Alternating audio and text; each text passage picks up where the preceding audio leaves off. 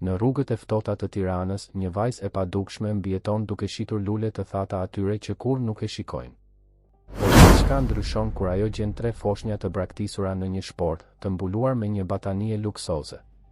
Paditur se ata janë trashëgimtar të një pasurie të madhe, ajo vendos t'i mbrojë, edhe nëse kjo i vë jetën në rrezik. Nëse kjo histori ju interesoi, mos harroni të abonoheni në kanalin ton dhe na tregoni nga cili qytet po na ndiqni. Vazhdojmë. Ju premtoj se kjo do të jetë historia më e bukur që do të dëgjoni në jetën tuaj.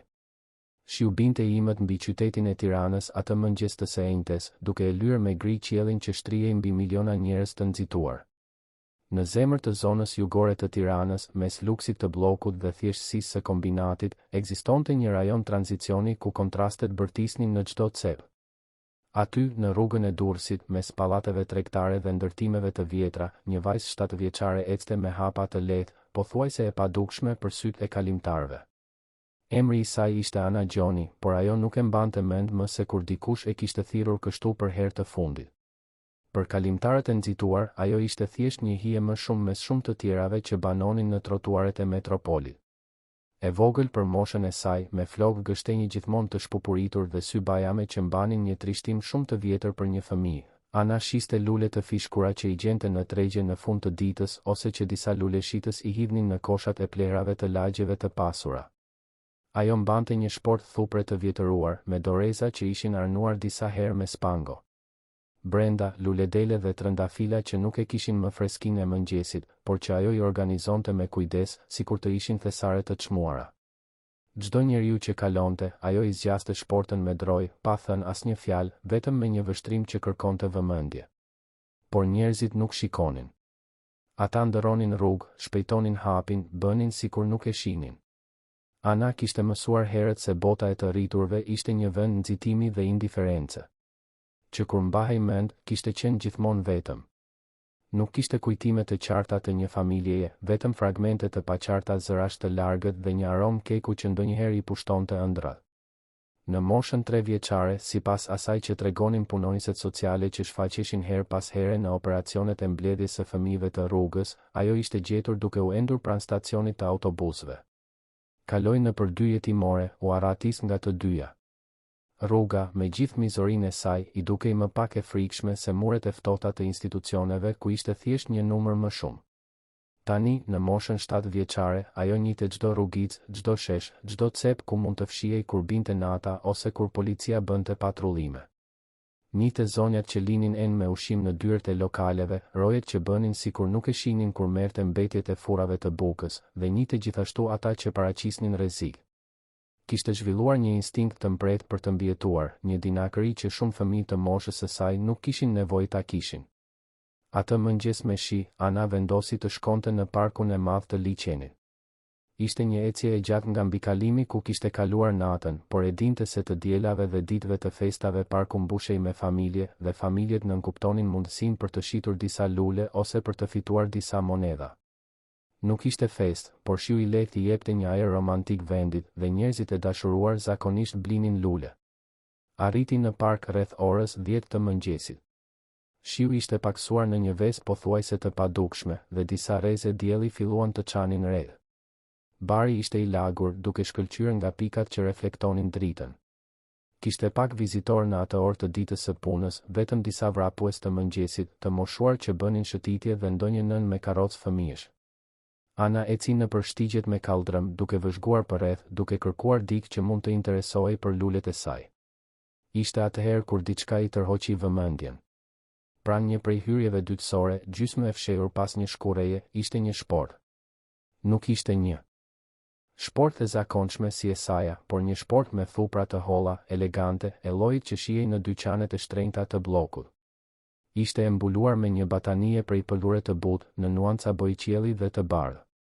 Në fillim, Ana mendoi se mund të ishte thjesht një mbeturinë e braktisur, diçka që dikush e kishte lënë pas një pikniku. Por diçka në atë shport dukej ndryshe. Kishte një kujdes në mënyrën se si ishte vendosur, e mbrojtur nga syt, por jo plotësisht e fshehur, sikur dikush të donte që të gjendej, por jo nga kushto. Me kujdesin e dikujt që ka mësuar të dyshoj për gjithçka, Ana u afrua. Shikoi përreth për të siguruar se askush nuk po e vëzhgonte. Parku ishte praktikisht bosh në atë zonë. Ngadalë, ajo zgjati dorën dhe preku batanien. Ishte e butë, shumë më e butë se çdo gjë që kishte prekur ndonjëherë. Me kujdes, ngriti një cep të pëlhurës. Ajo që pa e bëri të hidhej një hap prapa, me zemrën që I rrite fort në gjoks. Brenda shportës ishin 3 foshnja. 3 foshnja të porsalindura, identike, me fytyra të vogla dhe delikate, të veshura me tuta të bardha të një cilësie që ajo nuk e kishte parë kurrë as në vitrinat e dyqaneve. Ata po flinin, por njëri prej tyre filloi të lëvizte, duke rrudhur fytyrën e vogël në një shprehje që së shpejti do të shndërrohej në të qara. Ana mbeti e ngrirë. Sytë e saj vrapuan nëpër shport, duke u përpjekur të kuptonte se çfarë po ndodhte. Pranë foshnjave, e kapur me një karfis të artë në njërin nga batanijet, ishte një zarf I bardhë. Me duar që I dridheshin, ajo mori zarfin dhe e hapi. Brenda, një letër me një kaligrafi elegante, e shkruar me boj blu. Fjalët ishin të pakta, por të ngarkuara me një peshë që Ana e ndjeu pa mundur ta kuptonte plotësisht. Thuaj diçka për sigurinë, për mbrojtjen, për dashurinë. Thuaj se ato foshnja duhej të qëndronin të fshehura për ca kohë, se njerëz do t'i kërkonin, por se ishte për të mirën e tyre. Nuk kishte nënshkrim, nuk kishte shpjegim të qartë. Vetëm ato fjalë të paqarta që dukeshin njëkohësisht një lutje dhe një lamtumir. Foshnja që kishte filluar të lëvizte tani qante dhe 2 të tjerët e ndoqën shpejt. Ishte një e qarë urie, Ana e njohu. Ajo vetë kishte qarë kështu kaq shumë herë, ajo e qarë që vinte nga thellësia e stomakut bosh, nga nevoja më themelore e qenjes njerëzore. Shikoi përsëri përreth.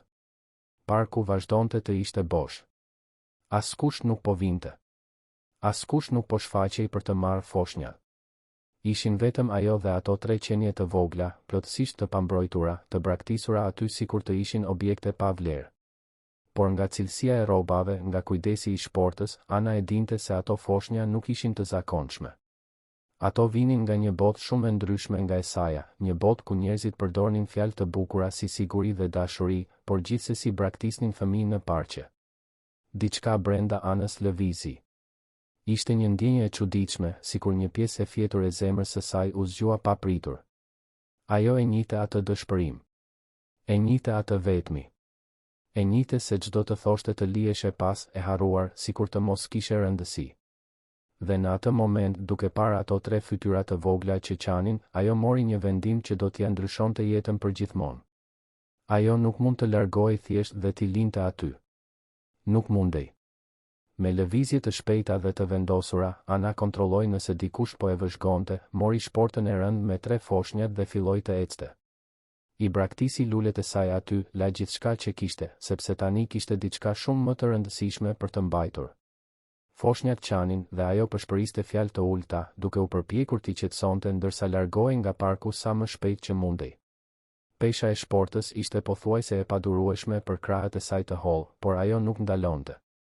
Kaloi rrugë, zbriti nëpër rrugica që I njihte mirë, kaloi poshtë mbi kalimeve derisa arriti në vendin ku kishte krijuar strehën e saj. Ishte një depo e vjetër e braktisur, pranë linjës së trenit, një vend që banorët e rrugës e shmangnin sepse thoshin se ishte I pushtuar nga fantazma. Për Anën, kjo nënkuptonte siguri. Askush nuk e shqetësonte aty. Depoja kishte dritare të thyra dhe mure të zhveshura, por ajo e kishte shndërruar një cep në një hapësirë relativisht të rehatshme. Kishte grumbulluar kuti kartoni për të krijuar mure, kishte gjetur batanie të vjetra që I gjente në pikat e dhurimit dhe madje kishte disa shishe plastike ku ruante ujë. Ishte shtëpia e saj, modeste dhe e pasigurt, por ishte e saja. E vendosi shportën në tokë me kujdes dhe shikoi foshnjat. Ata vazhdonin të qanin, tani me më shumë forcë. Ana ndjeu panikun të rritej. Çfarë kishte bërë? Si do të kujdesej për 3 foshnja? Ajo mezi kujdesej për veten. Nuk kishte ushqim të përshtatshëm, nuk kishte pelena, nuk kishte asgjë nga ato që u duheshin foshnjave. Por ndërsa I shikonte, diçka më e fortë se frika e pushtoi. Për herë të parë në jetën e saj, ajo nuk ishte vetëm. Për herë të parë, kishte dikë që varrej prej saj, që kishte nevojë për të. Dhe kjo, në një mënyrë të çuditshme dhe të thellë, e bënte të ndihej më pak e humbur në botë. Mori një nga foshnjat në krah, duke u përpjekur të imitonte atë që kishte parë të bënin nëna. I vogli ishte I lehtë dhe I ngrohtë, dhe kur ajo e afroi pranë gjoksit, ai u qetësua pak, ndoshta duke ndjerë ngrohtësinë. Bëri të njëjtën gjë me dy të tjerët, duke i ndëruar, duke përkundur secilin prej tyre ndërsa mendonte se çfarë të bënte. Kishte nevojë për qumësht. Kjo ishte e qartë. Por qumështi për foshnja nuk ishte i lirë, ajo e dinte sepse i kishte parë çmimet në farmaci kur lypte në dyert e tyre. Numëroi monedat që kishte ruajtur në një kuti të vjetër. Ishin vetëm disa qindra lekë, jo mjaftueshëm për shumë gjëra. Ndërsa foshnjat më në fund ranë në gjumë, të raskapitur nga të qarat, Ana i mbuloi me batanijet më të mira që kishte dhe doli në kërkim të ndihmës. E dinte se nuk mund të shkonte te autoritetet. Nëse e bënte këtë, do t'ia merrnin foshnjat dhe diçka në letrën që kishte lexuar i thoshte se kjo do të ishte e rrezikshme për ta. Duhej t'i besonte dikujt, por kujt? Atëherë i erdhi në mendje zonja Tefta. Ajo ishte një e moshuar që jetonte në një apartament të vogël pranë pazarit të ri, jo larg andej. Ana e njihte sepse her pas here shiste lule pranë pallatit të saj dhe zonja Tefta gjithmonë ndalonte për të biseduar, gjithmonë blinte një lule, gjithmonë e pyeste nëse ishte mirë. Ishte e vetmja e rritur që e trajtonte Anën sikur të ishte e dukshme, sikur të kishte rëndësi. Me zemrën të shtrënguar nga ankthi, Ana vrapoi deri te pallati i zonjës Tefta. U ngjit shkallëve deri në katin e tretë dhe trokiti në derë. U deshën disa minuta derisa dera u hap, duke zbuluar një zonjë me flokë të bardhë, syze të rumbullakta dhe një buzëqeshje të butë që u shndërrua në shqetësim kur pa gjendjen e vajzës. Zonja Tefta, kam nevojë për ndihmë, tha Ana, dhe për herë të parë pas shumë kohësh, la lotët të binin. Gjeta 3 foshnja të braktisura në park dhe nuk di çfarë të bëj. Kanë nevojë për qumësht, për pelena, kanë nevojë për kujdes dhe unë nuk kam asgjë. Ju lutem, a mund të më ndihmoni? Zonja Tefta mbeti në heshtje për një moment, duke përpunuar atë informacion absurd. Shikoi vajzën, pa dëshpërimin e vërtet në sytë e saj, dhe pa bërë pyetje që mund të prisnin, thjesht tha, hyr brenda, fëmijë. Do ta zgjidhim këtë. Në atë moment, Ana e dinte se kishte bërë zgjedhjen e duhur. Zonja Tefta e shoqëroi deri te depoja dhe kur pa 3 foshnjat që flinin në shportën elegante, në mes të atij vendi të braktisur, duart I shkuan të gjoksi në një gjest habie dhe dëmshurie. O Zot I madh, pëshpëriti. Nga dolën këta fëmijë? Ana I tregoi gjithçka. Parkun, shportën, letrën. I tregoi letrën zonjës Tefta, e cila e lexoi me vëmendje në rritje, duke rrudhur vetullat. Zonja nuk tha asgjë për një kohë të gjatë, vetëm vëzhgoi foshnjat me një shprehje që Ana nuk mundi ta deshifronte plotësisht. Kjo është shumë serioze, fëmijë, tha më në fund zonja Tefta. Këta foshnja kanë nevojë për kujdes mjekësor, kanë nevojë për dokumente. Nuk mund të kujdesemi thjesht kështu për ta, të fshehur. Por letra thotë se janë në rrezik, protestoi Ana. Nëse u dorëzoj autoriteteve dhe nëse njerëzit e gabuar e marrin vesh, dhe nëse u ndodh diçka atyre? Zonja Tefta pshertiu. Ishte një situatë e pamundur. Nga njëra anë, përgjegjësia për të informuar autoritetet. Nga ana tjetër, një vajzë e dëshpëruar dhe 3 foshnja që, në fakt, dukeshin se ishin lënë aty për ndonjë arsye për te I braktisje së thjeshtë. Letra sugjeronte diçka më të madhe, diçka që përfshinte sekrete dhe rreziqe që ajo nuk I kuptonte. Në rregull, tha më në fund. Do të bëjmë kështu. Unë do të ndihmoj të kujdesesh për ta për momentin, por duhet të zbulojmë se nga vijnë. Këto rroba, kjo shport, e gjithë kjo kushton shumë para. Dikush po I kërkon. Dhe duhet të dimë se kush janë këta fëmijë para se të vendosim se çfarë të bëjmë. Ana ra dakord, duke ndjerë një lehtësim të pamas që I pushtoi gjoksin. Nuk ishte më vetëm në këtë. Zonja Tefta, me mençurinë dhe butësinë e saj, do të ishte aleatja e saj. Në ditët në vijim, vendosën një rutinë. Zonja Tefta bleu qumësht formule, pelena dhe sende të tjera thelbësore. Ana kaloi pjesën më të madhe të kohës në apartamentin e zonjës, duke u kujdesur për foshnjat me një përkushtim që e habiti edhe atë vetë. Ajo I kishte pagëzuar, sepse kishte nevojë për një mënyrë për t'i dalluar. I quajti të 3 Gabriel, Rafael dhe Mikael. Emra e ngjysh, sepse kishin ardhur në jetën e saj si një bekim I papritur. Ndërkohë, në anën tjetër të qytetit, në lagjet e pasura që Ana I njihte vetëm nga larg, po shpalosej një dram me përmasa të pamas. Artan Berisha ishte një emër që shfaqej shpesh në faqet e biznesit të gazetave. Në moshën 32 vjeçare, ai e kishte shndërruar një kompani familjare teknologjie në një perandori miliardere, me veprimtari ndërkombëtare dhe kontrata që lëviznin shifra astronomike.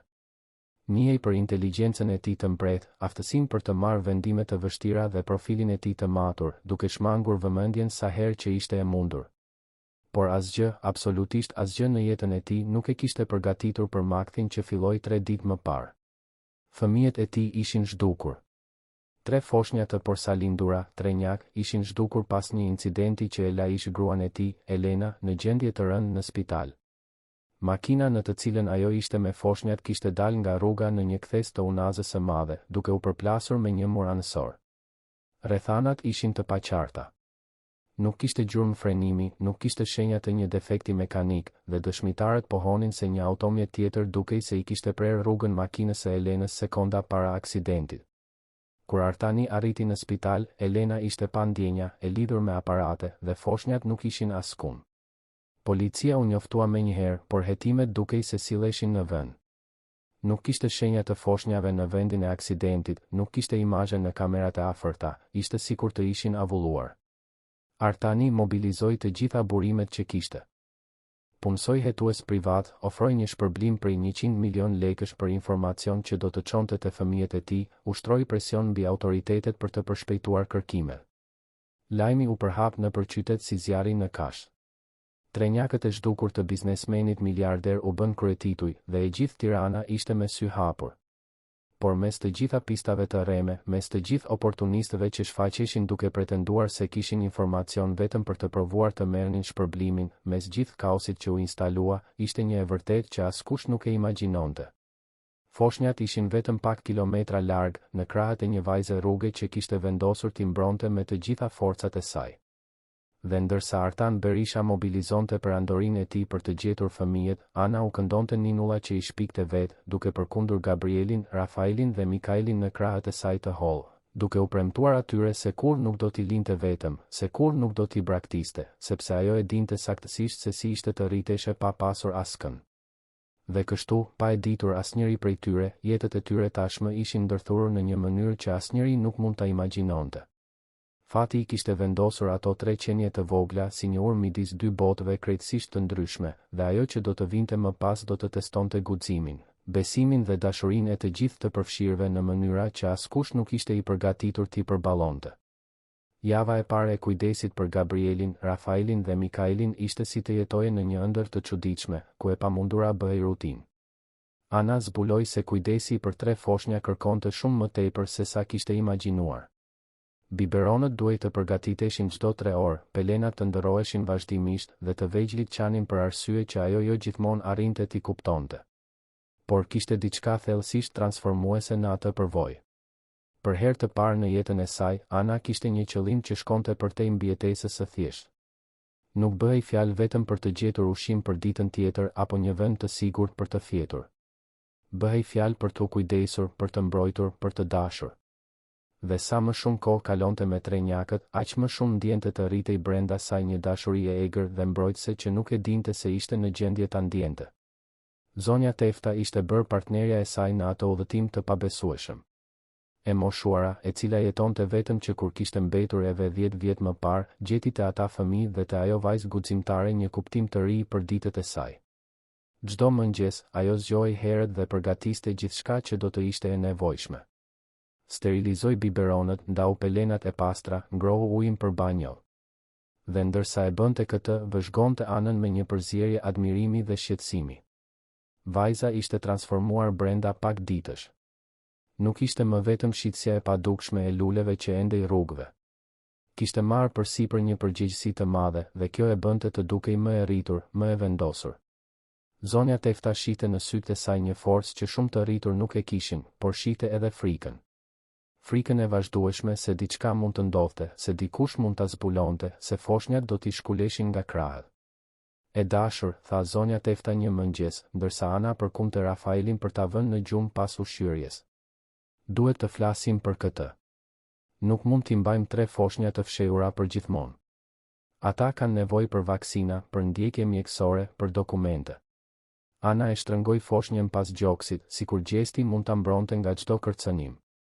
E di, zonja Tefta. Por letra thoshte se ishin në rrezik.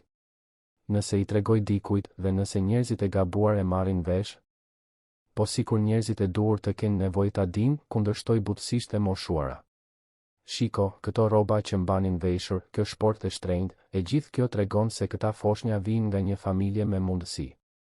Dikush po i kërkon, jam e sigurt. Po sikur të jenë prindërit e vërtet? Po sikur të jenë të dëshpëruar? Ana ndjeu një shtrëngim në gjoks. Nuk e kishte menduar në këtë mënyrë. Në mendjen e saj, kushdo që braktiste foshnja në një park nuk meritonte të quhej baba apo nën. Por zonja Tefta kishte të drejtë. Kishte shumë pjesë të atij puzlei që ajo nuk i kuptonte. Do të bëjmë diçka, propozoi zonja Tefta. Do të blej një gazetë. Nëse ka diçka për foshnja të zhdukura, të paktën do ta dimë se kush po i kërkon. Dhe pastaj mund të vendosim se çfarë të bëjmë. Ana ra dakord, edhe pse me ngurim. Zonja Tefta doli dhe u kthye gjysmë ore më vonë me 3 gazeta të ndryshme.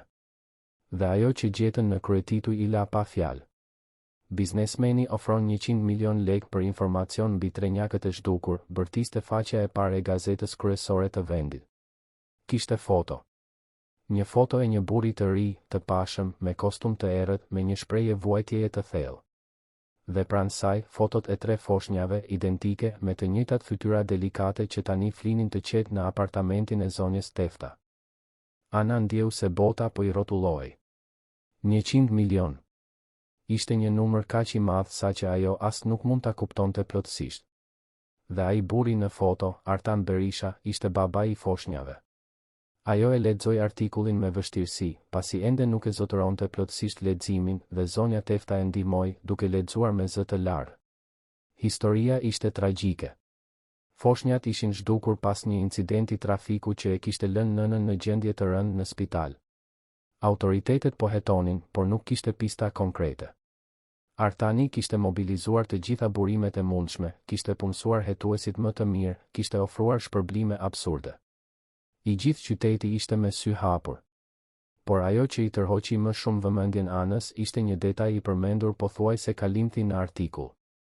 Burime pranë familjes zbulojnë se ka mosmarrëveshje të brendshme lidhur me trashëgimin miliardere të familjes Berisha, dhe disa hetues nuk e përjashtojnë mundësinë e përfshirjes së personave të afërt në zhdukjen e foshnjave. Mosmarrëveshje të brendshme. Trashëgimi miliardere. Fjalët i bën jehon në mendjen e Anës. Letra kishte kuptim tani.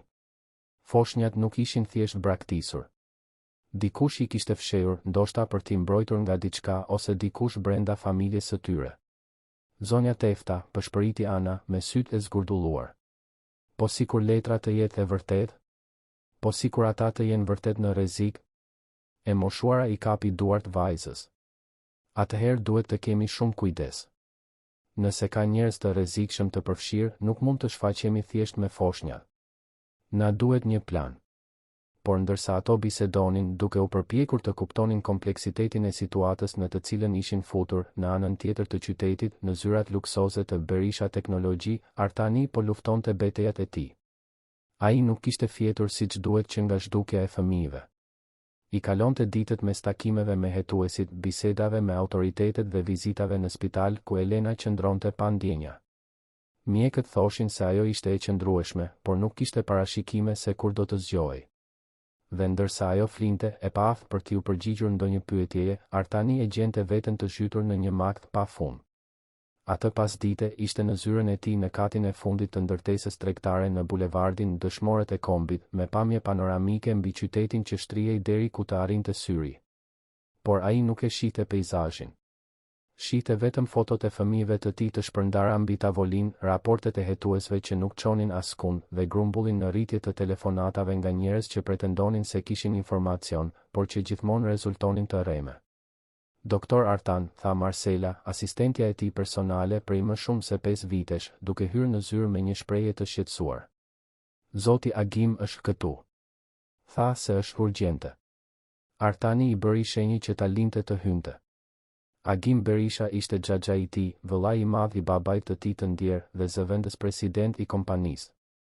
Një burr 60 vjeçar me flokë thinjur të krejur në mënyrë të përsosur, gjithmonë i veshur me kostume të shtrenjta italiane dhe një shprehje serioziteti të përhershëm. Artan, tha Agimi, duke mbyllur derën pas vetes. Duhet të flasim. Për çfarë? Pyeti Artani, pa i hequr syt nga fotot e fëmijëve. Për situatën e kompanisë.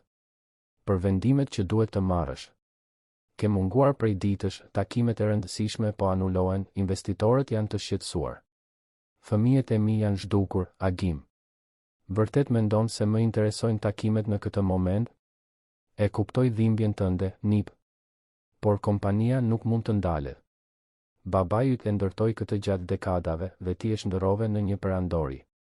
Nuk mund ta lësh gjithçka të shembet për shkak të një tragjedie personale. Artani ndjeu zemërimin të rritej. Për shkak të një tragjedie personale? Fëmijët e mi janë vetëm një tragjedi personale për ty? Agimi pshertiu, sikur po merrej me një fëmijë kokfort. Nuk e thash këtë. Por duhet të jesh racional. Shanset për t'i gjetur fëmijët zvogëlohen çdo ditë. Duhet të fillosh të pranosh se ndoshta nuk ka një fund të lumtur këtu. Dil nga zyra ime, tha Artani, me zërin rrezikshmërisht të ulët. Artan, bëhu i arsyeshëm. Po përpiqem të ndihmoj. Nëse nuk mund t'i marrësh vendimet e nevojshme, ndoshta duhet të konsiderosh t'ia kalosh presidencën përkohësisht dikujt më të aftë për t'u marrë me përgjegjësi. Dil, tani. Agimi e shikoi për një moment të gjatë, pastaj ngriti supet dhe doli, duke e mbyllur derën me më shumë forcë se sa duhej. Artani mbeti aty, duke u dridhur nga zemërimi dhe frustrimi. Xhaxha i tij kur nuk ishte pajtuar me faktin se babai i Artanit, para se të vdiste 5 vjet më parë, kishte zgjedhur Nipin dhe jo vëllain për të marrë kontrollin e kompanisë. Që atëherë, Agimi jetonte në hije, gjithmonë duke vënë në dyshim vendimet, gjithmonë duke u përpjekur të minonte autoritetin e tij. Por kjo nuk kishte rëndësi tani. Asgjë nuk kishte rëndësi përveç gjetjes së Gabrielit, Rafaelit dhe Mikaelit. Sepse po, ai kishte pagëzuar.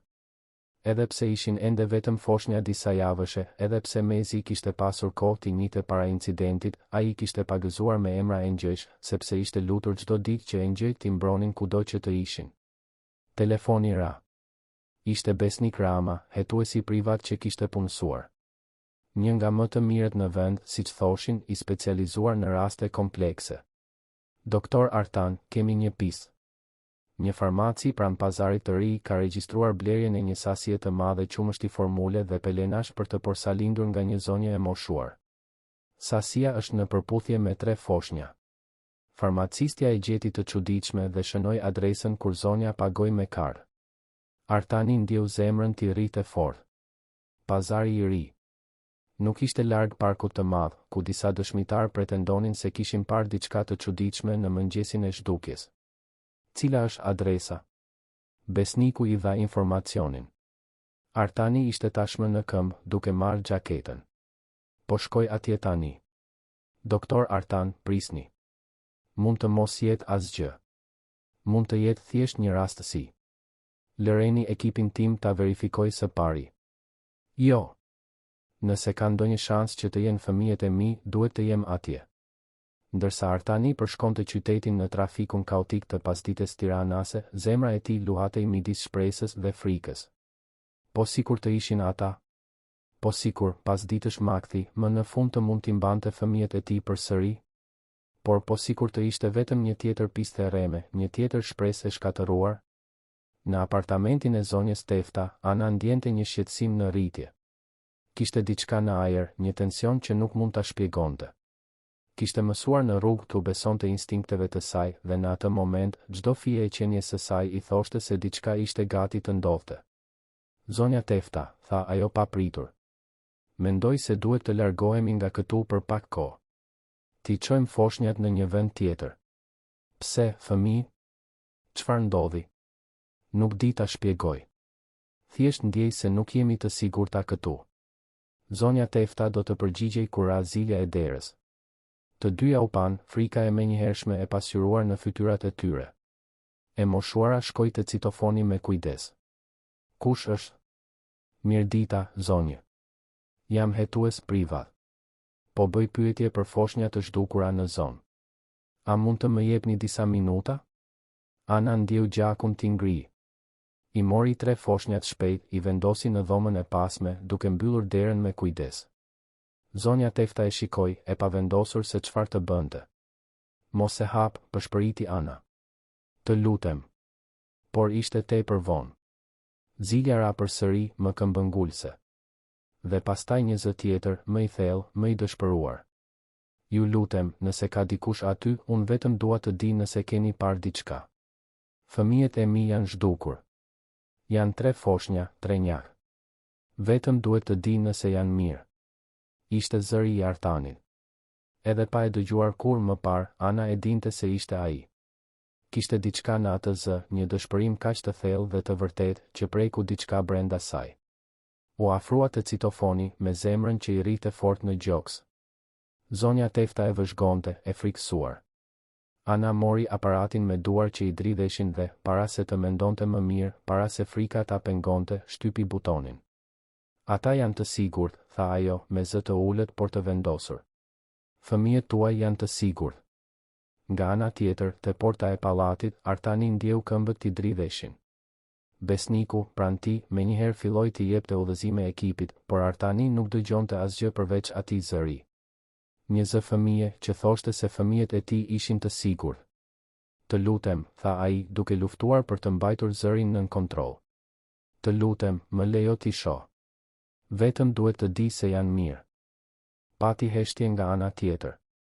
Artani priti, çdo sekond dukej si një përjetësi. Dhe pastaj zëri u kthye. Ju duhet të dini diçka më parë. Dikush i la në park me qëllim. Kishte një letër. Thuaj se ishin në rrezik, se duhej të qëndronin të fshehur. Unë i gjeta rastësisht dhe po kujdesem për ta sepse nuk munda t'i lija vetëm. Por nëse e hap këtë derë, duhet të jem e sigurt se ju jeni ai që thoni se jeni, dhe se ata do të jenë të sigurt me ju. Artani ndjeu lotët t'i djegin syt. Një letër. Dikush i kishte fshehur me qëllim. Dyshimet që kishte ushqyer që në fillim po konfirmoheshin. Dikush në familjen e tij ishte i përfshirë në këtë. Unë jam babai i tyre, tha ai, me zërin e mbytur. Artan Berisha. Dhe betohem për gjithçka që kam se vetëm dua t'i mbroj. Të lutem, më lejo t'i shoh. Ana shikoi zonjën Tefta. E moshuara kishte lot në sy dhe tundi kokën në shenjë pohimi. Ishin shumë gjëra që po ndodhnin njëherësh, shumë vendime të pamundura për një vajzë 7 vjeçare për të marrë. Por në atë zë të dëshpëruar nga ana tjetër e citofonit, ajo dëgjoi të njëjtën dhimbje që ndjente kur mendonte të humbiste foshnjat. Ishte zëri i një babai që i donte fëmijët e tij. Me gishta që i dridheshin, shtypi butonin që lironte derën e pallatit. Dhe ndërsa dëgjonte hapat që ngjiteshin shkallëve, i shtrëngoi foshnjat pas vetes, duke u lutur që të ishte duke bërë gjën e duhur, që ai vendim të mos vinte në rrezik 3 jetët e çmuara që ishte betuar t'i mbronte. Kur zonja Tefta hapi derën e apartamentit, Artan Berisha hyri dhe ndaloi. Aty, në këmbë në dhomën modeste, me 3 foshnja në krah, ishte një vajzë e vogël, e dobët, me rroba të vjetra dhe sy të mëdhenj plot lot dhe vendosmëri. Dhe në krahët e saj, të mbështjellë me batanie të thjeshta por të pastra, ishin fëmijët e tij. Gabriel, Rafael dhe Mikael. Foshnjat e tij. Të gjallë. Të sigurt. Artani bëri një hap përpara, pastaj një tjetër, derisa ishte aq afër sa të shihte fytyrat e vogla që nuk I kishte parë prej ditësh që I dukeshin një përjetësi. Dhe pastaj, I paftë për t'u përmbajtur më, u rrëzua në gjunjë në 2 sheme, duke qarë me dënesë siç nuk kishte qarë që kur ishte fëmijë, duke zgjatur krahët në një kërkesë pa fjalë. Ana shikoi atë burr të fuqishëm, të gjunjëzuar para saj, plotësisht të thyer nga emocionet.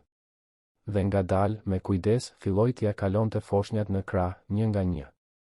Dhe ndërsa e bënte këtë, përshpëriti fjalë që Artani nuk do t'i harronte kurrë. Unë u kujdesa për ta. U premtova se kur nuk do t'i lija vetëm. U premtova se do t'i mbroja. Ju duhet të premtoni të njëjtën gjë. Duhet t'i mbroni nga kushto që e bëri këtë. Duhet t'i mbani të sigurt. Artani I mbajti 3 fëmijët e tij pas gjoksit, duke ndjerë ngrohtësinë e tyre, aromën e tyre, realitetin e tyre. Dhe duke parë atë vajzë guximtare që I kishte shpëtuar, që ishte kujdesur për ta me dashuri kur askush tjetër nuk ishte aty, ai bëri të vetmin premtim që kishte rëndësi. Premtoi. Dhe ti gjithashtu do të jesh e sigurt. Ti shpëtove fëmijët e mi dhe unë do të kaloj pjesën tjetër të jetës sime duke të qenë mirënjohës për këtë. Por asnjëri prej tyre nuk e dinte se, në anën tjetër të qytetit, në një zyrë me pamje nga parku i madh, Agim Berisha merrte një telefonat që do ta bënte të buzëqeshte për herë të parë pas ditësh. Njerëzit e tij i kishin lokalizuar foshnjat. Dhe megjithse plani fillestar kishte dështuar, kishte ende kohë për të korrigjuar gabimet.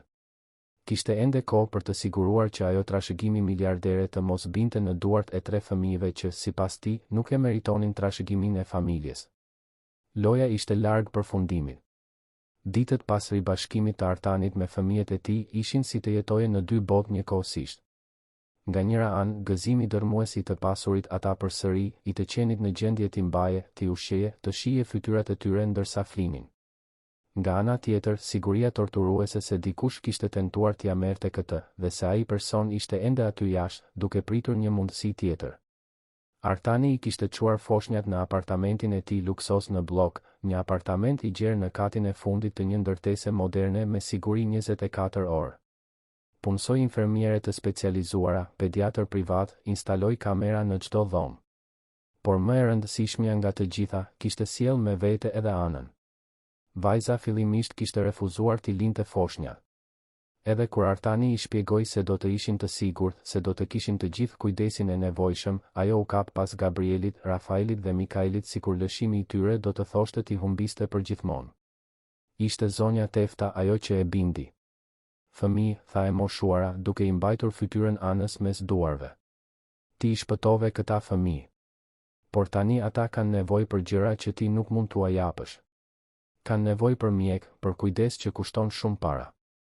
Baba i tyre mund t'ua ofroj këtë. Por shiko çfarë po të ofron ai. Ai dëshiron që ti të qëndrosh pranë tyre. Dëshiron që ti të jesh pjesë e jetës së tyre. Kjo nuk është humbje, e dashur. Kjo është të fitosh një familje.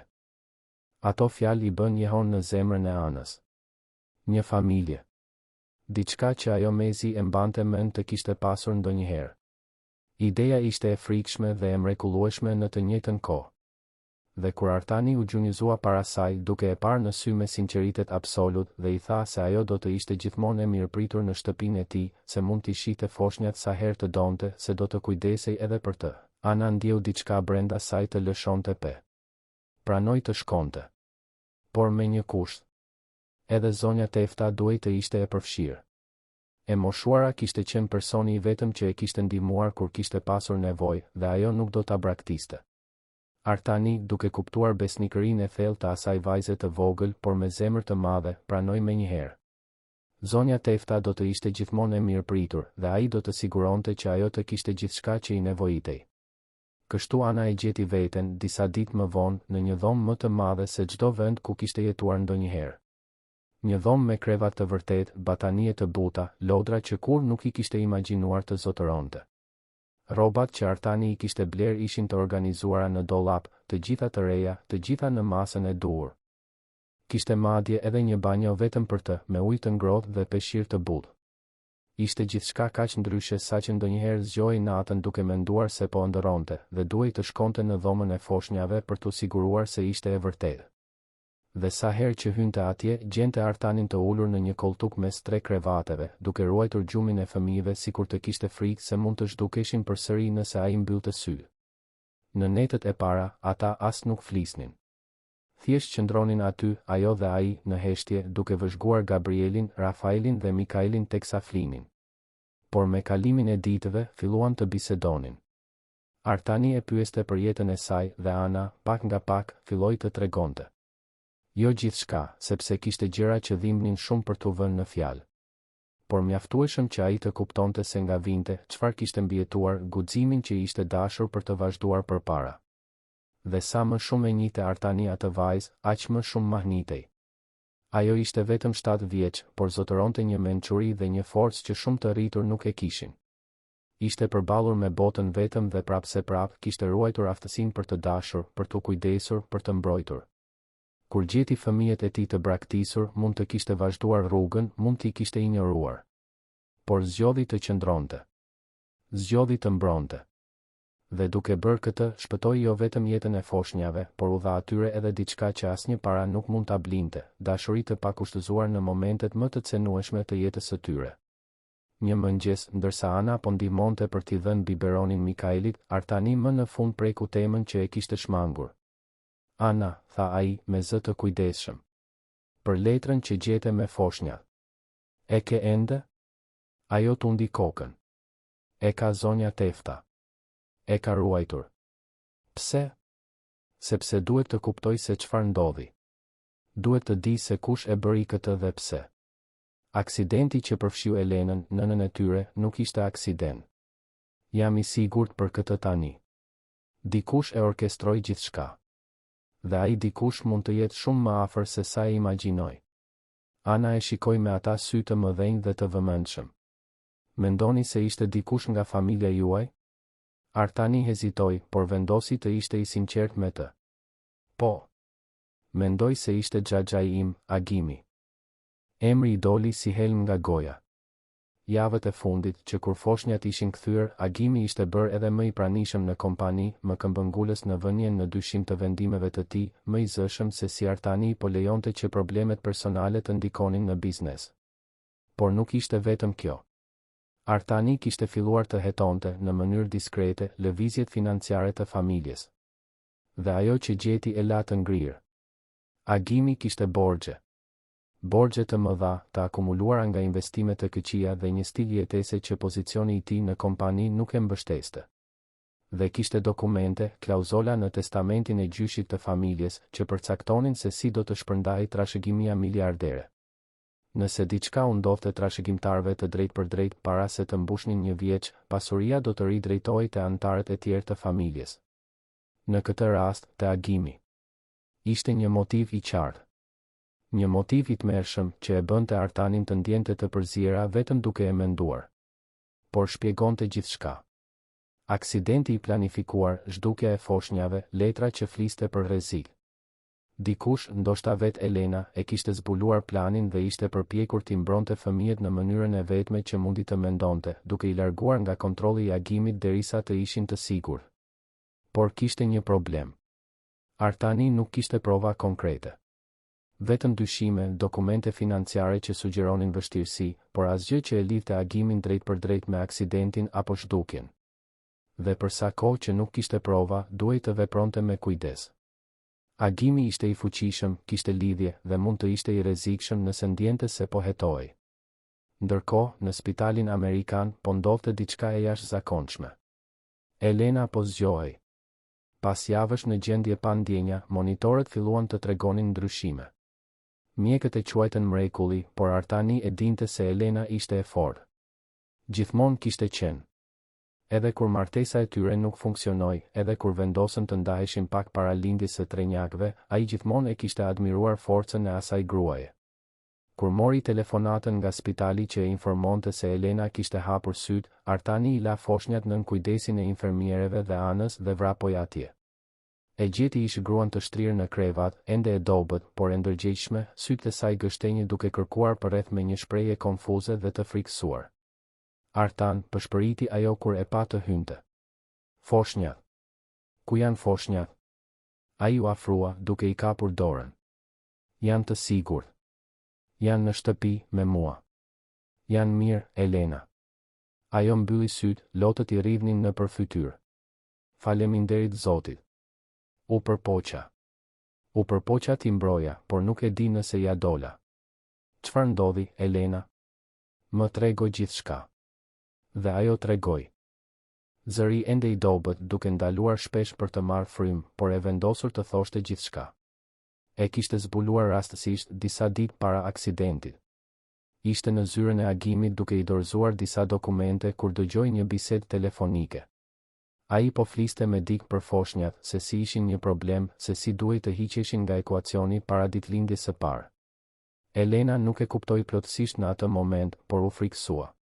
Filloi të hetonte, zbuloi për klauzolat e testamentit, për borxhet e Agimit. Në mëngjesin e aksidentit, ai kishte telefonuar duke i kërkuar të takoheshin. I tha se ishte për foshnjat, se donte t'i njihte më mirë, të kërkonte falje që kishte qenë i largët. Elena, naive, e besoi. Mori foshnjat dhe shkoi ta takonte në një restorant në jug të qytetit. Por kur po ngiste makinën nëpër unaz, vuri re se po e ndiqnin. Një makinë e errët me xhama të zinj që qëndronte shumë afër. U përpoq të shpejtonte, por makina i preu rrugën. Ajo humbi kontrollin, u përplas me murin anësor. Por para se të përplasej, pati disa sekonda. Sekonda të çmuara në të cilat mori një vendim. Kishte një person që e njihte, një punonjëse sociale që punonte me fëmijë në rrezik, të cilës e dinte se mund t'i besonte. Arriti të telefononte shpejt, t'i tregonte me pak fjalë se çfarë po ndodhte, t'i kërkonte të merrte foshnjat dhe t'i fshite derisa të ishte e sigurt. Nuk mbaj mend se çfarë ndodhi më pas, tha Elena me zërin e mbytur. Mbaj mend vetëm që u zgjova këtu dhe kisha frikë se nuk kishte pasur kohë, se agimi ja kishte dalë. Artani i shtrëngoi dorën. Punonjësja sociale i çoi foshnjat në park dhe i la atje? Elena tundi kokën. Ishte plani. Një vend publik, ku dikush do t'i gjente shpejt, por jo dikush që agimi kontrollonte. Nuk dija çfarë tjetër të bëja. Isha e dëshpëruar. Artani mori frym thellë. Dhe ishte një vajzë 7 vjeçare që i gjeti. Një vajzë rruge, vetëm, që mund të kishte vazhduar rrugën. Por nuk e bëri. Ajo mori fëmijët tanë dhe u kujdes për ta. I mbrojti me jetën e saj. Dhe fal saj, ata janë të sigurt tani. Elena filloi të qante përsëri, por këtë herë nga lehtësimi dhe mirënjohja. Duhet ta njoh. Duhet ta falenderoj. Do ta bësh, premtoi Artani. Por tani duhet të shërohesh. Dhe kam nevojë që të më ndihmosh. Kam nevojë që të regjistrosh një dëshmi për gjithë këtë. Për bisedën që dëgjove, për makinën që të ndoqi, për dyshimet e tua. Kam nevojë për prova për ta ndaluar agimin para se të tentoj diçka përsëri. Elena pranoi pa hezitim. Do të bëj gjithçka që është e nevojshme. Në ditët në vijim, Artani punoi pa u lodhur për të ndërtuar një çështje kundër agimit. Punësoi avokatët më të mirë, hetues forenzik që analizuan çdo detaj të aksidentit. Dhe ajo që zbuluan ishte tronditëse. Makina që u përplas me Elenën ishte marrë me qira nga një kompani fantazmë, por gjurmuan pagesat deri në një llogari që kishte lidhje me agimin. Regjistrimet e sigurisë së rrugës tregonin qartë makinën që i preu rrugën Elenës me qëllim. Kishte prova. Prova të mjaftueshme për të shkuar në gjykatë. Por Artani donte më shumë. Donte që agimi të rrëfente. Donte që njeriu që kishte tentuar t'ia merrte fëmijët të pranonte atë që bëri. Dhe për këtë i duhej një plan. Ishte Ana ajo që, pa dashje, i dha iden. Ishte ulur me Artanin në zyrën e tij në shtëpi, ndërsa ai punonte me dokumente, kur pyeti pafajësisht, pse nuk flisni me të? Ti thoni se dini gjithçka dhe të shihni se çfarë thotë? Artani shikoi vajzën dhe diçka u ndes në mendjen e tij. Ishte e rrezikshme, por mund të funksiononte. Nëse e konfrontonte agimin, nëse e bënte të dukej se kishte prova të mjaftueshme për ta shkatëruar, ndoshta Xhaxhai do të rrëfente gjithçka. Dhe nëse e kishte gjithçka të regjistruar, do të kishte provën përfundimtare që i duhej. Organizoi një takim. I tha agimit se duhej të flisnin për të ardhmen e kompanisë për vendime të rëndësishme. E lan për në fund të pasdites në zyrën e apartamentit. Artani përgatiti gjithçka. Regjistrues të fshehur, kamera diskrete. Madje thiri besnikun, hetuesin, të ishte në apartamentin fqinj, gati për të ndërhyrë nëse ishte e nevojshme. Kur agimi mbërriti, kishte shprehjen e tij të zakonshme të superioritetit. Hyri në zyrë sikur të ishte pronari i vendit, u ul në koltukun përballë Artanit dhe kryqëzoi këmbët me një ajër të shkujdesur. Pra, nip, tha ai. Më në fund vendose të jesh i mençur dhe të mendosh për të ardhmen e kompanisë? Artani e shikoi për një moment të gjatë. Jo. Vendosa të mendoj për të kaluarën. Specifikisht për atë që bëre ti. Shpreha e agimit ndryshoi në mënyrë delikate. Për çfarë po flet? Po flas për aksidentin e Elenës. Po flas se si tentove të mi merrje fëmijët. Po flas për obsesionin tënd me trashëgimin e familjes. Agimi qeshi, por tingulli nuk kishte humor. Je i çmendur. Vërtet mendon se unë do të bëja diçka të tillë? Artani u ngrit duke mbështetur duart në tavolinë. Mendoj? Jam i sigurt. I di borxhet e tua, Agim. E di që je I falimentuar. Di për klauzolat e testamentit të gjyshit. E di që nëse fëmijët e mi vdisnin para ditëlindjes së parë, ti do të kishe akses në miliarda. Di gjithçka. Fytyra e Agimit u skuq. Nuk ke prova për asgjë. Kam regjistrimet e aksidentit. Kam dëshminë e Elenës. Kam regjistrimet financiare që të lidhin ty me makinën që I preu rrugën. Kam prova të mjaftueshme për të futur në burg për pjesën tjetër të jetës. Agimi u ngrit vrullshëm duke përplasur duart në tavolinë. Ti nuk kupton. Ato para duhej të ishin të mia. Unë kalova dekada duke punuar në këtë kompani ndërsa babai yt më trajtonte si inferior. Kur ai vdiq, mendova se më në fund do të njihesha, por jo. Ai ja la gjithçka ty, një djaloshi arrogant që mezi kishte përvojë. Dhe tani ti ke 3 trashëgimtarë që do ta zvogëlojnë edhe më shumë pjesën time. Nuk ishte e drejtë. Atëherë vendose se zgjidhja ishte të vrisje fëmijë të pafajshëm, bërtiti Artani, gjithë zemërimi dhe dhimbja e javëve të fundit duke shpërthyer. Janë fëmijët e mi, Agim. Foshnja të pambrojtura. Dhe ti mendove se kishe të drejtë të mi merrje për shkak të parave? Agimi merrte frymërënd, duke e kuptuar tepër vonë se kishte folur më shumë se ç'duhej. Shikoi përreth, sikur kërkonte një rrugdalje dhe pastaj syt I ranë mbi diçka. Dritat e vogla të kamerave, pothuajse të padukshme, por aty. Fytyra e tij humbi ngjyrën. Ke regjistruar, tha ai, me zë të vdekur. Ke regjistruar gjithçka. Artani tundi kokën. Çdo fjalë. Dhe nuk jam vetëm unë që dëgjova. Besniku dhe 2 avokat janë në apartamentin ngjitur duke dëgjuar gjithçka. Mbaroi, Agim. Do të paguash për atë që bëre. Në minutat në vijim, gjithçka ndodhi shpejt. Besniku dhe ekipi I tij hyn tashmë me autoritetet rrugës. Agimi u përpoq të negocionte, u përpoq të kërcënonte, por nuk kishte më asgjë që mund të bënte. Rrëfimi ishte regjistruar, dëshmuar dhe do të përdorej kundër tij. Do të hetohej jo vetëm për aksidentin, por për të gjitha veprimet e tjera të paligjshme që ishin zbuluar gjatë hetimit. Kur më në fund e morën Agimin, Artani mbeti vetëm në zyrë duke u dridhur. Kishte mbaruar. Kërcënimi ishte neutralizuar. Fëmijët e tij ishin të sigurt. Por pesha e gjithçkaje që kishte ndodhur, tradhtia e dikujt nga familja e tij, ishte dërmuese. Ishte atëherë kur ndjeu një dorë të vogël t'i kapte të tijën. Ana ishte aty, kishte dalë nga dhoma ku ishte me foshnjat kur dëgjoi britma. Ajo nuk tha asgjë, vetëm I mbajti dorën, duke I ofruar ngushëllimin e heshtur që vetëm një fëmijë që njeh dhimbjen e thellë mund të ofrojë.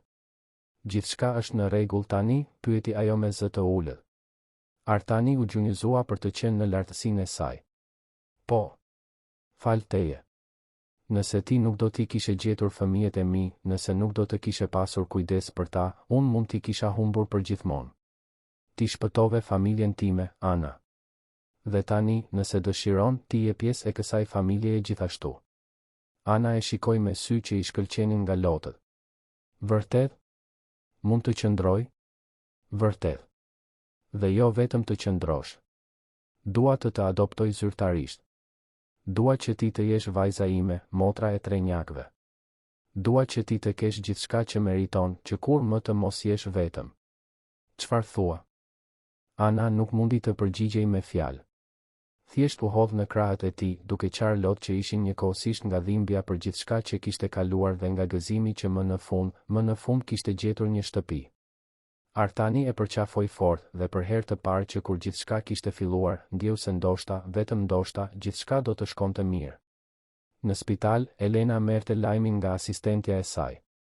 Agimi ishte arrestuar, kërcënimi kishte mbaruar. Mund të pushonte më në fund, të shërohej, duke e ditur se fëmijët e saj ishin të sigurt. Dhe kur mësoi për Anën, për vajzën guximtare që kishte shpëtuar foshnjat, I kërkoi Artanit ta sillte për një vizitë. Disa ditë më vonë, kur Elena ishte mjaftueshëm e fortë për të pritur vizita më të gjata, Artani çoi Anën dhe trenjakët në spital. Ishte një moment emocionues. Elena, ende e brisht por duke rimarr forcat, mbajti secilin nga foshnjat e saj, duke qarë dhe duke qeshur në të njëjtën kohë. Dhe kur Artani I prezantoi Anën, Elena e përqafoi sikur të ishte diçka e çmuar. Ti shpëtove fëmijët e mi, tha Elena, duke e parë vajzën në sy. Nuk di si të falënderoj. Ti je një engjëll, e di? Ana, e mësuar të ishte e padukshme, të injoroj, të trajtohej si më pak se asgjë, nuk dinte si të përballej me kaq shumë mirënjohje dhe dashuri. Por po mësonte. Po mësonte se bota mund të ishte e butë, se njerëzit mund të ishin të mirë, se ajo meritonte të ishte e dashur. Në muajt në vijim, shumë gjëra ndryshuan. Agimi u gjykua dhe u dënua, krimet e tij u ekspozuan publikisht. Familja Berisha kaloi nëpër një skandal, por mbijetoi. Artani mori kontrollin e plot të kompanisë, duke zbatuar ndryshime që do ta bënin më etike dhe transparente. Elena u shërua plotësisht dhe, megjithse ajo dhe Artani nuk u bën më çift, zhvilluan një miqësi të thellë dhe një partneritet në rritjen e fëmijëve. Dhe Ana? Ana lulëzoi. E regjistruar në një shkollë të shkëlqyer, me mbështetje psikologjike për të përpunuar gjithçka që kishte jetuar, ajo filloi të zbulonte se kush ishte kur nuk kishte nevojë vetëm të mbijetonte. Zbuloi se i pëlqente të vizatonte, se e adhuronte matematikën, se kishte talent për muzikë.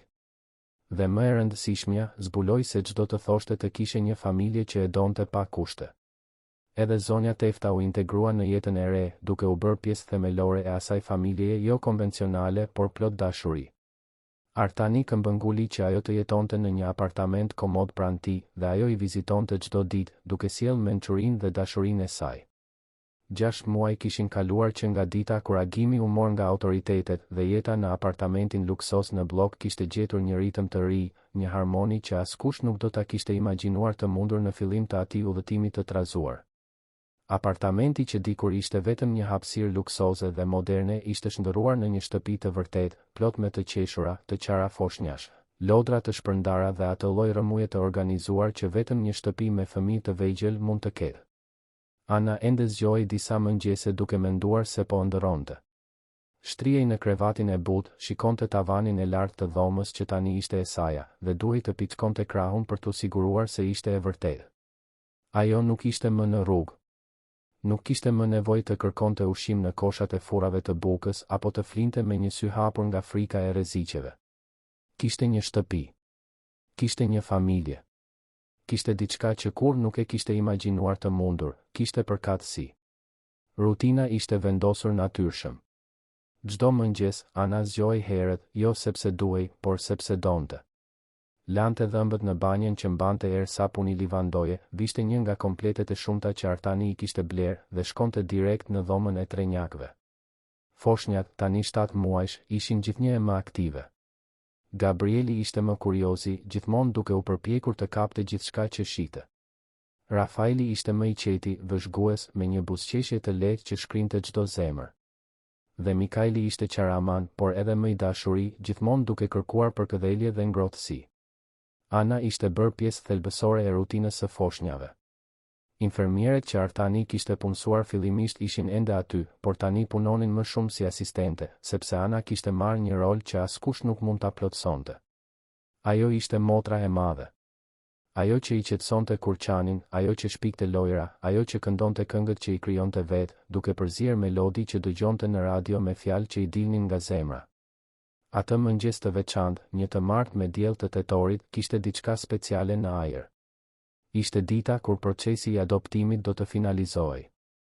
Pas muajsh vlerësimesh, intervistash me psikolog dhe punonjës social, verifikimesh të së kaluarës dhe gjithë burokracisë që përfshinte adoptimi i një fëmije. Më në fund kishte ardhur dita kur Ana do të pushonte së qeni vetëm një vajzë e strehuar dhe do të bëhej zyrtarisht Ana Berisha, vajza e Artanit. Ajo ishte nervoze. Artani i kishte shpjeguar gjithçka, i kishte thënë se ishte vetëm një formalitet, se në zemër ajo ishte tashmë pjesë e familjes. Por për Anën, kjo nënkuptonte shumë më tepër. Nënkuptonte se kur më nuk do të braktisej.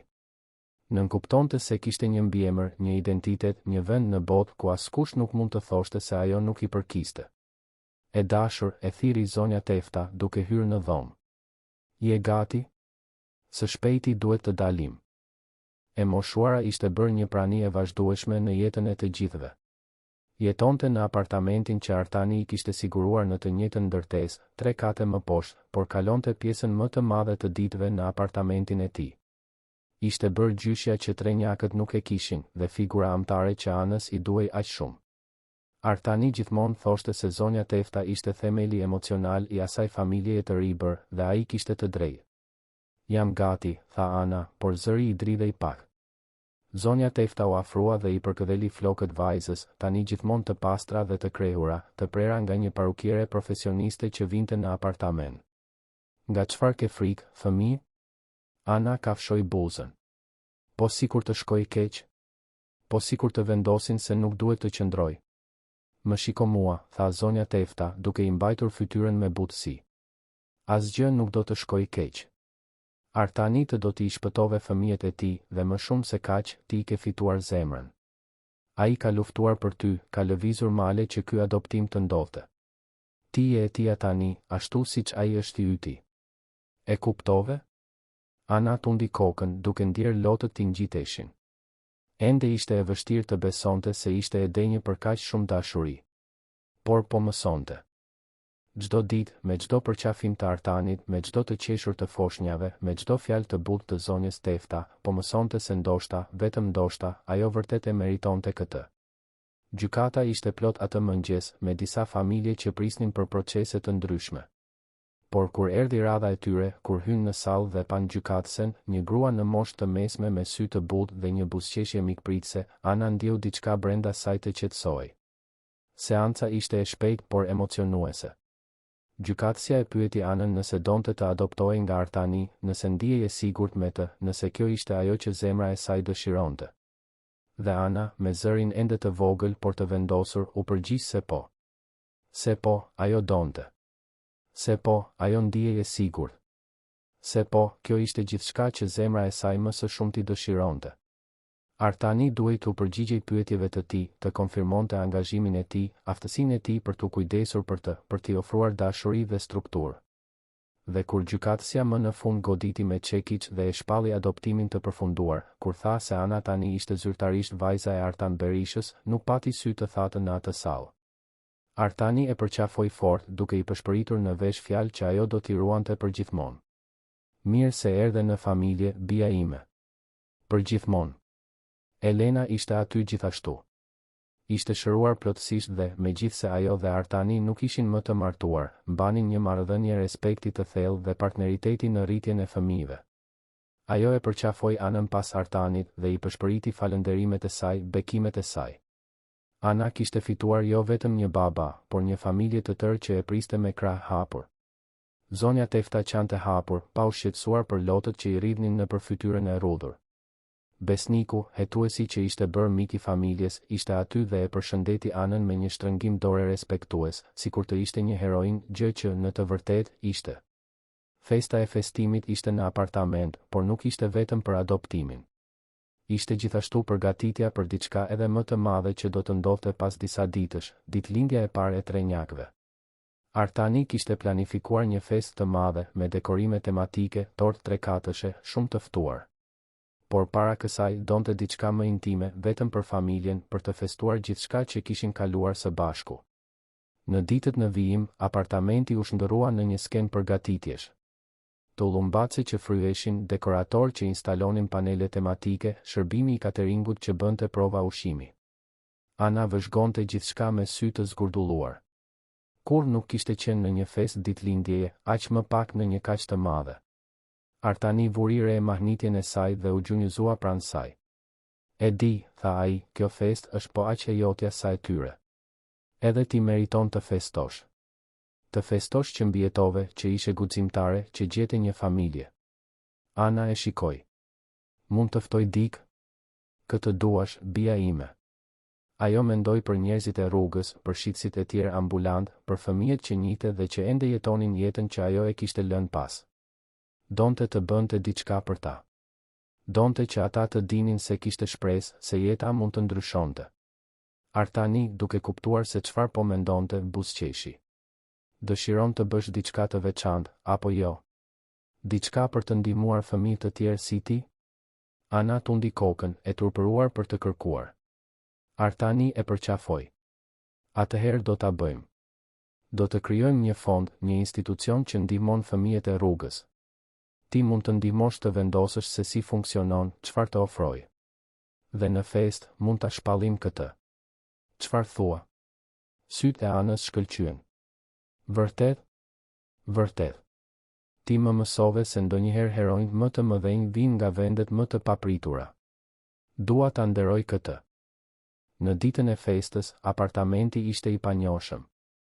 Ishte shndërruar në një kopsht të magjepsur, me lule kudo, jo lule të fishkura si ato që Ana shiste dikur, por lule të gjalla dhe plot ngjyra që e mbushnin hapësirën me jetë dhe gëzim. Ishte sikur Artani po thoshte, pa fjalë, se ashtu si ato lule, edhe Ana kishte lulëzuar kur kishte marrë kujdesin e duhur. Të ftuarit filluan të mbërrinin.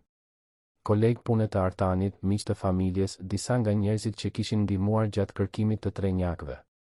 Por Ana kishte këmbëngulur të ftonte edhe një grup të veçantë, fëmijë nga një jetimore lokale me kujdestarët e tyre që të mund të shijonin diçka të veçantë. Kur këta fëmijë mbërritën dhe pan festën, ushqimin, lodrat, sytë e tyre u ndriçuan në të njëjtën mënyrë siç ishin ndriçuar sytë e Anës muaj më parë. Dhe ajo, tani në anën tjetër, tani duke qenë ajo që ofronte në vend të asaj që merrte, ndjeu zemrën t'i mbushej me mirënjohje. Trenjakët ishin yjet e festës.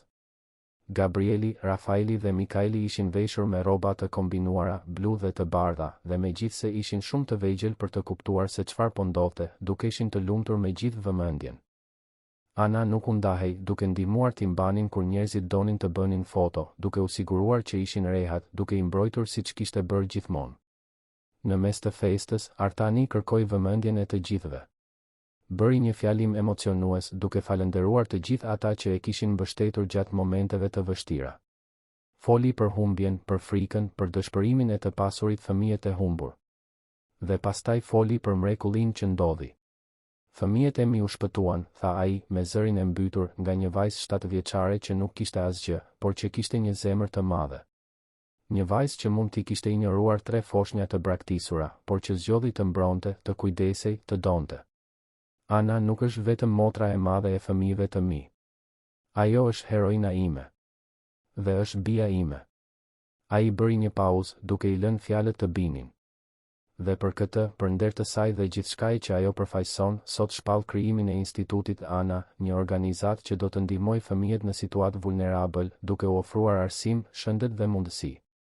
Sepse nëse një vajzë 7 vjeçare mund të ndryshojë botën, imagjinoni se çfarë mund të bëjmë së bashku. Salla shpërtheu në duar trokitje. Ana, në këmbë pranë Artanit, qante pa u turpëruar nga lotët. Shikoj të ftuarit, fëmijët e jetimores që tani do të kishin mbështetjen e institutit, zonjën Tefta që qante nga krenaria, Elenën që buzëqeshte me lodh në sy, dhe ndjeu se më në fund e kuptonte kuptimin e fjalës familje. Nuk ishte çështje gjaku. Nuk ishte çështje dokumentesh apo mbiemrash. Ishte çështje dashurie. Të zgjidhje të qëndroje kur mund të largoheshe. Të kujdeseshe kur askush nuk ta kërkonte. Të hapje zemrën për atë që vërtet kishte rëndësi. Muajt në vijim sollën edhe më shumë transformime. Trenjakët u rritën shpejt, siç bëjnë foshnjat. Filluan të zvarriteshin, pastaj të ngriheshin në këmbë duke u mbajtur pas mobiljeve dhe më në fund, pak para se të mbushnin një vit e gjysmë, hodhën hapat e parë. Ana ishte aty për çdo moment historik. Për çdo herë të parë që u përpoqën të ngriheshin dhe ran, për çdo rrëzim që rezultoi në të qara, për çdo fitore të vogël që festohej sikur të ishte një ngjarje historike. Ajo ishte bërë motra e madhe e përsosur, e duruar dhe e dashur, gjithmonë e gatshme të inkurajonte, të zgjaste dorën, të festonte. Shkolla gjithashtu ishte bërë pjesë e rëndësishme e jetës së saj. Fillimisht kishte qenë e vështirë. Nxënësit e tjerë vinin nga familje tradicionale, kishin histori normale, nuk e kuptonin se nga vinte ajo. Por me kalimin e kohës, Ana gjeti vendin e saj. Zbuloi se ishte e zgjuar, se mësonte shpejt, se kishte historitë e saj për të treguar që vlenin po aq sa çdo tjetër. Bëri miq. Miq të vërtet, që e ftonin të luante, që interesoheshin për të, që nuk e shihnin si vajzën e rrugës, por thjesht si Anën. Dhe sa herë që shkonte në shkollë me uniformë të përsosur, me çantën e ushqimit plot dhe çantën e shpinës, kujtonte se nga kishte filluar dhe ndjente një mirënjohje të thellë për rrugën që kishte përshkuar. Zonja Tefta vazhdonte të ishte një prani e vazhdueshme. E moshuara, që dikur jetonte vetëm dhe e vetmuar, tani kishte një familje të madhe dhe të zhurmshme që e adhuronte. I kalonte pasditet duke ndihmuar me foshnjat, duke I treguar histori anës, duke gatuar receta të vjetra që e mbushnin apartamentin me aroma të shijshme. Artani gjithmonë thoshte se ajo ishte zemra e asaj shtëpie dhe askush nuk e kundërshtonte. Elena gjithashtu kishte gjetur vendin e saj në atë dinamik familjare jo konvencionale. Vizitonte rregullisht, merrte pjesë në vendimet për trenjakët, kishte zhvilluar një miqësi të sinqertë me anën. Her pas here, ajo dhe Artani darkonin së bashku me fëmijët dhe aty kishte paqe, jo mëri apo hidhërim, vetëm njohja se ndonjëherë dashuria transformohet por nuk zhduket, thjesht gjen forma të reja për të ekzistuar. Çështja e agimit ishte gjykuar dhe finalizuar. Ai u dënua për komplot, tentativë vrasjeje dhe një sër krimesh të tjera financiare që u zbuluan gjatë hetimit. Mori një dënim të gjatë dhe, më e rëndësishmja, humbi çdo akses në familje dhe në kompani. Plaga që ai shkaktoi ende dhimbte ndonjëherë, por po shërohej. Artani kishte mësuar të falte, jo për agimin, por për veten e tij, që zemërimi të mos helmonte momentet e lumtura që tani kishte. Një pasdite me diell të së dielës, gati 2 vjet pas asaj dite me shi në parkun e madh të liçenit, Artani organizoi një piknik në kopshtin e apartamentit.